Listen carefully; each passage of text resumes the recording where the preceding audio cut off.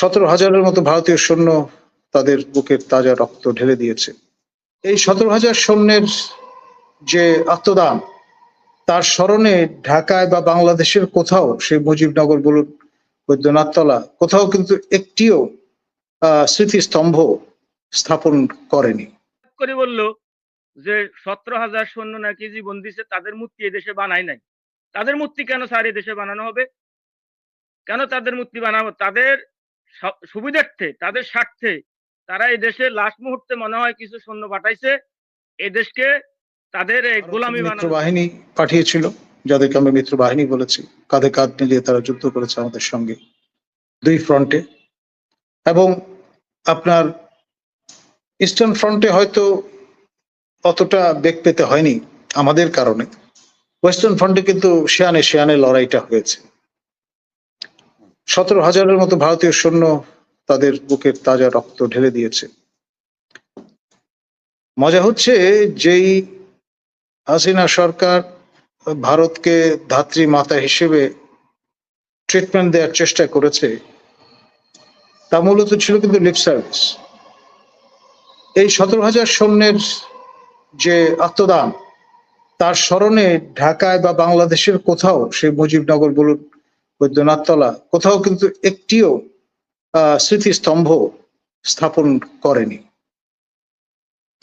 এটাই হচ্ছে আওয়ামী লীগের যে রাজনীতি, তার দেউলিয়া সবচেয়ে বড় প্রমাণ।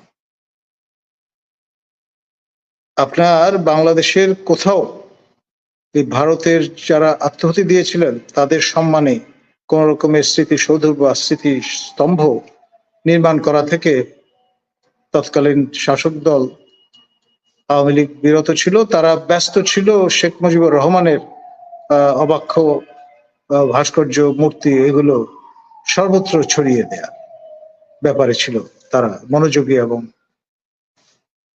এমনকি আদালত প্রাঙ্গণ পর্যন্ত তারা মুজিব কর্নার সংস্থাপন করেছিল,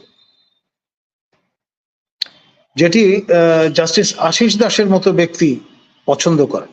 তিনি আমাকে জানিয়েছেন যে হি ডিডন্ট লাইক ইট। এখন না, শেখ হাসিনার আমলে তিনি আমাকে জানিয়েছেন, সেই জন্যই আমি বিষয়টা উল্লেখ করলাম। মানে তার মতো একজন ব্যক্তিকেও, আশিস রঞ্জন দাস, তাকেও বিষয়টা ভাবিত করেছিল। আমি এই কারণেই তার নাম উল্লেখ করলাম। এখন তিনি দ্বিতীয় বৃহত্তম সম্প্রদায়ের মানুষ, বিচারক, একসময় ল সেক্রেটারিও ছিলেন। সেই রকম একজন ব্যক্তি পর্যন্ত কুপিত হয়েছে।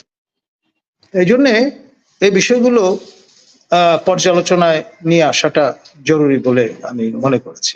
আসসালামু আলাইকুম ওয়া রাহমাতুল্লাহ। আমি প্রশ্নটা করব ডক্টর কলিমুল্লাহ স্যারের কাছে। এখানে আমাদের মুক্তিযোদ্ধা আছেন রবি ভাই, আমি ওনার কাছে প্রশ্ন করব। উনি বলছেন যে ভারতীয় 71 সালে ভারতীয় 17,000 সৈন্য বাংলাদেশে নিহত হয়েছে।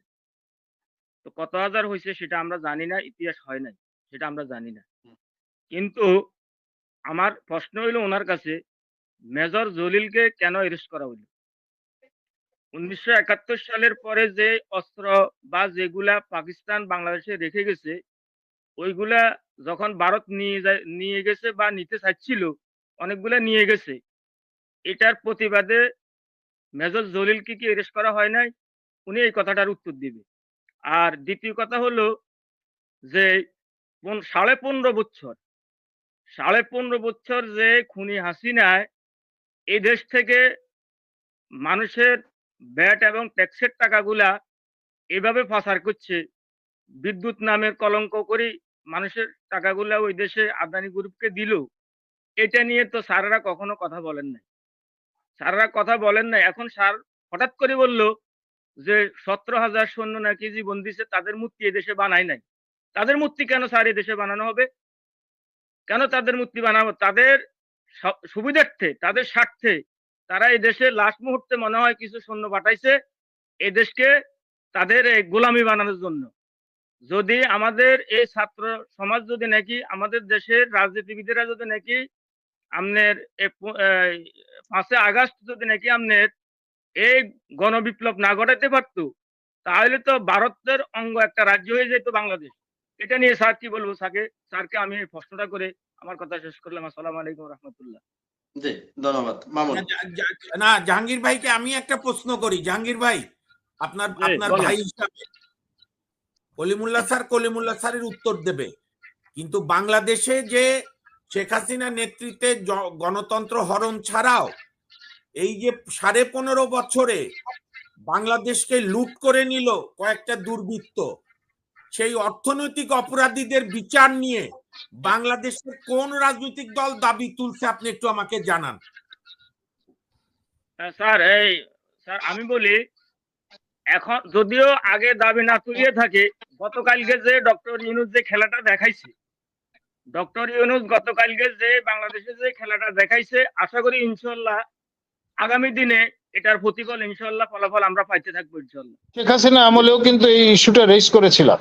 শেখ হাসিনা মূলত বাগাড়ম্বর করে গেছেন, ভারত প্রীতির কথা আপ্তবাক্য আউড়ে গেছেন, কিন্তু কার্যত এই স্মৃতিস্তম্ভ কিংবা স্মৃতিসৌধ নির্মাণের ন্যূনতম কোনো উদ্যোগ নেননি বা বলেননি।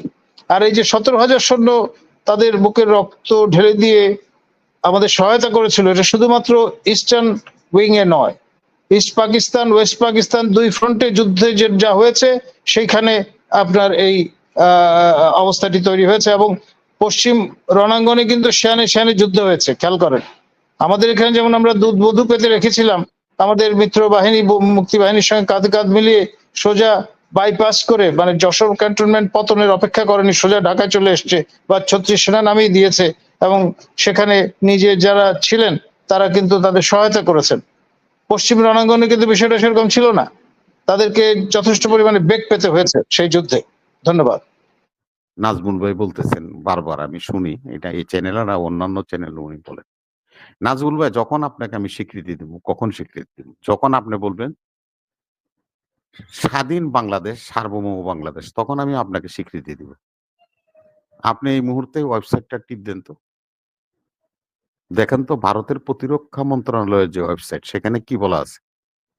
1971 সালে হিন্দুস্তান পাকিস্তানের যুদ্ধ হয়েছিল এবং পাকিস্তানকে পরাজিত করেছিল ভারতীয় সৈন্যরা 16ই ডিসেম্বর।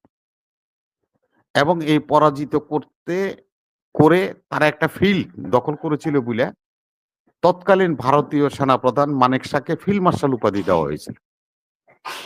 আজও দেখবেন ভারতের জেনারেলদের এবং প্রতিরক্ষা মন্ত্রণালয়ের দেওয়ালের মধ্যে একটা ছবি থাকে বড় করে লাগানো, সেটা হলো ইস্টার্ন সেক্টরে পূর্ব পাকিস্তানকে পরাজিত করেছিল রেসকোর্স ময়দানে জগৎজিৎ সিং অরোরা, ইস্টার্ন কমান্ডের চিফ, তার কাছে নেয়াজি পাকিস্তানের, যিনি নাকি পূর্ব পাকিস্তানের চিফ ছিলেন, সারেন্ডার করছে।